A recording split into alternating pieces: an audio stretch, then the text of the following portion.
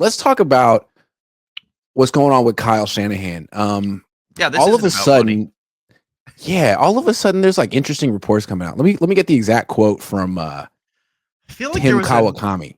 He feel like went there on a was podcast and said, "I know that there's still frustration about the way Brandon Aiyuk handled his bitter negotiations last summer, and that members of the front office were never thrilled about giving him a $30 million a year deal on the eve of the regular season." I reported something like this in September, that the higher ups, the money people, the people with the purse were really not happy about the financial status of the team, particularly the Aiyuk extension and the Trent Williams extension. Now Tim Kawakami comes out and says it. Now he says they're not. He says they're frustrated about the way Aiyuk handled the negotiations, but really, it was Kyle who at the last minute ran in. They were trading Aiyuk. He ran in and said, "No, we have to have him, and he's going to agree to this crazy number." And they buckled. Apparently, they're still upset about it. What do you think about that? Well, I think it's hilarious how you said this in September, and it was because you hated Kyle. Now, Kawakami says it, and it's, oh yeah, that's true for sure. Of course, why wouldn't they be mad? That's funny to me, but I mean, of course. Like, I think the biggest problem was with the Aiyuk negotiation was, will we use him enough to make it worth that money? And it's like, I think they wanted to, because last year we've been going to more of a drop back, pass the ball more situation. So we might have featured him more.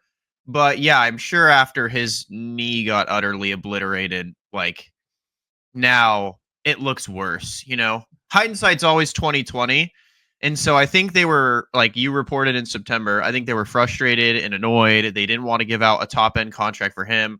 They didn't want to pay Trent when they didn't technically have to. But they deferred to Kyle's better judgment. And they're like, all right, man, if this is what you'd have to win the Super Bowl, fine, then win the Super Bowl. And he went 6-11. Yeah, and then now the quarterback that Kyle loves blew out Aiyuk's knee. And so now, I mean, let's say BA was worth $30 million, right? Like, I think BA, if featured, is like a top 10 receiver. Sure. Now we don't know. Like, how bad is this going to stunt his growth? He could come back and be fine, but now that contract looks really bad. But I just think what's most interesting about this is I feel like it shows that the front office is losing confidence in Kyle's ability as an executive, because he's supposed to just be the coach. And then all of a sudden at the 11th hour, he comes in and says, no, cancel that trade, put down the phone. We're signing Aiyuk. So in a sense, he is the general manager when he wants to be. And he's made very big decisions that a lot of people in the organization didn't want to make. And so they defer, like, all right, Kyle, it's your team. But then it doesn't work out. And they're like, see? And Kyle could say, well, he got hurt. But they're going to be like, we didn't want to do this to begin with. Yeah. And we're still annoyed by it. And I think it means that possibly they could maybe stop letting him do this. They might take some power away from him. Like, hey, man, just coach. I think your speech was right in September. I think a lot of people want to believe that Kyle's not on the hot seat because he's some offensive guru, mastermind, Lord and Savior, Jesus Christ, that's come to earth to San Francisco to win us the next 5 Super Bowls. We've lost 2 under him. We have a lot of injury problems under him. We've now got really messy financials because of him. And the front office was already pissed off last offseason because of him. And now we're going into an offseason where they're still pissed off because of last offseason because of him. And they know they're going to have to buck up and pull out the checkbook again this offseason. And so I think what you were saying in September, and I think kind of the consensus around Kawakami's story, is the Niners are not happy. They're not happy with Kyle. I'm sure they're not happy with Brandon Aiyuk. But my guess is mainly they're not happy with Kyle. And I think this year is they've set this year up even more than last year, in my opinion, for this one to be Super Bowl or bust. We got you your coordinator. Salah's now the highest paid defensive coordinator in the NFL. We got you your new special teams coach. that Saleh wanted. We got rid of Staley. We got rid of Sorensen. We got rid of Schneider. All your excuses are gone. We are signing the quarterback you want to hitch your wagon to. We are signing Kittle so that he has his number one weapon. You have your receiver we just overpaid for. You have your 40-year-old lineman we just overpaid for. And you have your GM that you want. Like, in my opinion, this year, especially with stuff like the Aiyuk thing coming out again, like for whatever reason, it's just the front office showing like they're pretty much nearing the make or break point of this Kyle John tenure, in my opinion.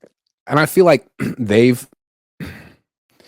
with Parag, they've had a very clear pattern of being like taking a hard line with players. Mm-hmm. They don't necessarily just give away all this money. In the past, it's always been team-friendly deals. And when you look at the details, it's always like, wow, Parag did it again. The last 4 or 5 years with the Niners' top players, they just buckle and cave at the very end. And the Niners have given out huge signing bonuses, huge guaranteed monies, like in ways they never have before, in ways the Yorks never have before. And I think they were willing to do it because they felt it was going to culminate in a Super Bowl championship and it would, lead to more money.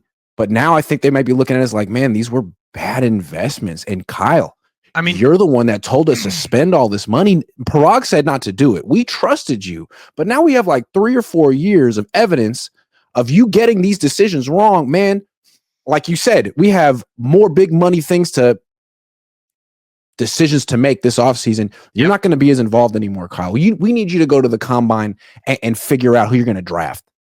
And it's another big whiff that we always because you can't, blame Kyle for it, but I still can, is Hargrave.